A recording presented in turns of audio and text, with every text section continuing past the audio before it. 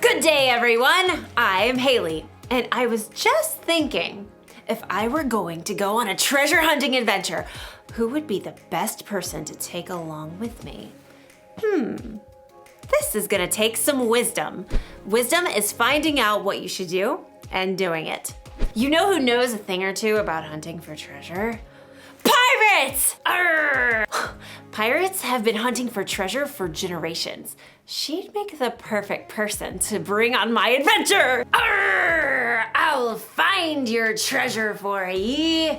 X marks the spot. Then again, the only reason pirates bury treasure in the first place is because they stole it from someone else. I'm not sure they can be trusted. Sure we can. A pirate's word is her bond. That's the code of the sea. Arr. Well, when you put it that way. Hey, wasn't your eye patch on your right eye? Oh, sorry about that. Now, about that treasure. I wonder if I should take my Aunt Jeannie on my adventure. Oh, how nice of you to think of me for your little trip. Bless your heart. Oh, I don't know. She may be a little old for treasure hunting, but Then again, she was an investigative journalist for Archaeological Digest magazine for 40 years. 42 years, dear? Ooh. You know a thing or two about hunting for treasure, don't you, Aunt Jeannie? I've been around, that's for sure. Well, it seems like a no-brainer. It's obvious who I should take on the treasure hunt. It's, thank you. Was a hard decision, I'm sure, but I'm the star that you've been searching for. In today's story, we'll hear about a king who had a hard decision to make. Follow the advice of his friends or people who are older and wiser. It's fun to talk that way.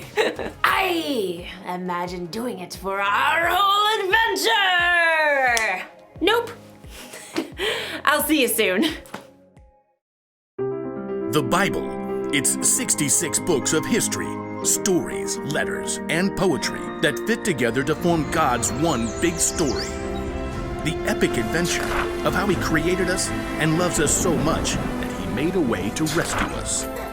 As we travel through the Bible, from Genesis to Revelation, we discover people who met God and found their lives changed forever. Now, for an amazing story, inspired by the book of 2 Chronicles, chapter 10. For over 40 years, King Solomon ruled over Israel. During that time, he did some pretty amazing things, like building a breathtaking temple for the Lord and a beautiful palace for himself.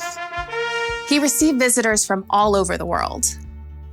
He shared with others the wisdom God had given him. Much of this wisdom can be found in the book of Proverbs, including this advice on how to gain wisdom.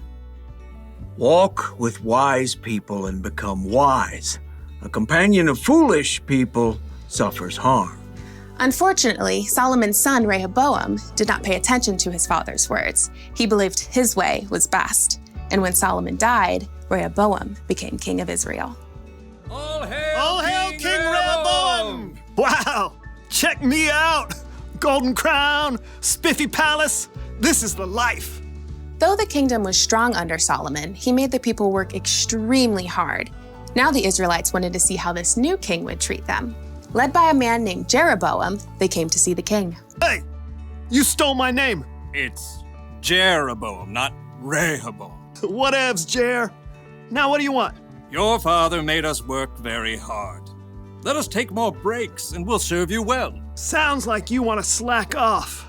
We just need a little more vacay time. Then we'll be ready to give it all we got. Well, come back in 3 days, Jer. Jeroboam and the Israelites left. Rehoboam paced the floor, trying to come up with a good answer. Yeah? No. Maybe? Many times when Solomon needed wisdom, he asked God for it. Rehoboam didn't bother to talk to God, but he did at least talk to his father's wise advisors. The people want me to give them a break so they don't have to work so hard. What do you say? Be kind to them. Absolutely. Give them what they're asking for. You'll win their loyalty that way. Then they will serve you well. Huh. Instead of taking the advice of these wise men, Rehoboam decided to ask his buddies, the guys he had grown up with. He found them eating honey cakes and debating racing chariots. Gotta go with gold rims is what I say. Nah, gold is all show. You have to add some diamonds for traction. Hey, guys. Yo, What is up, my man? People want me to give them a break so they don't have to work so hard. What do you say? oh, this is good. You get to do the real king stuff now. You gotta show them who's boss. They think your dad was tough? Tell them my pinky finger's stronger than my daddy's legs. Yeah, and my dad gave you a heavy load, but you haven't seen nothing yet. I am gonna lay it on you. Yeah. Rehoboam frowned. He thought hard. For 2 whole seconds. Whoa! You guys are good. I'm totally doing that. After 3 days, Jeroboam and the Israelites with him returned. Hey, Jer. Your Majesty, will you lighten the heavy workload your father gave us? My pinky finger is stronger than my father's legs. My father put a heavy load on your shoulders, but I'll make it even heavier. My father punished stragglers. I'll double it up. Rehoboam finished with a flourish. He waited for people to tremble and bow low. Are you kidding me? Jeroboam turned to the Israelites. We don't want anything to do with this joker or the rest of David's family. Let's go back to our homes and start our own kingdom. Hey, wait! No, you can't do that. I'm in charge. Yeah, you're in charge of yourself. Good luck with that. Jeroboam and the men with him marched out and returned to their homes. From that day, the nation was split into two kingdoms. Rehoboam still ruled in Judah, but Jeroboam was made king of Israel. Totally not my fault. Rehoboam failed to listen to his father's own words. Walk with wise people and become wise. A companion of foolish people suffers harm. Rehoboam's foolishness nearly cost him all of the kingdom.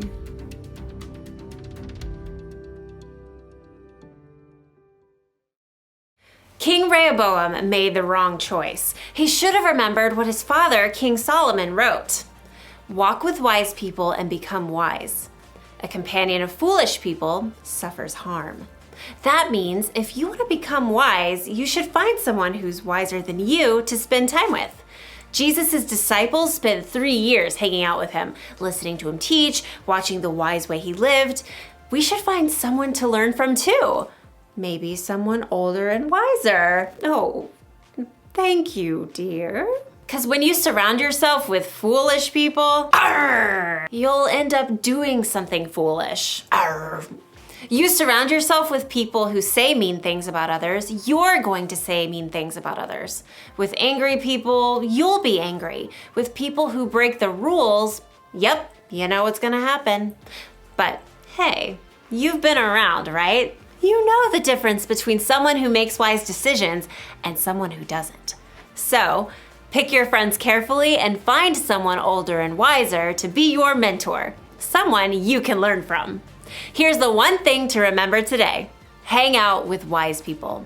Ask God to help you find the wise people in your life. He wants you to have wisdom, remember, and he can use other people to help show you the way. So, what do you say, Aunt Jeannie? You want to go on an adventure with me? Haley, my dear, I was made for adventure. Well, all right. I'll see you all next time. Bye. Bye from me too.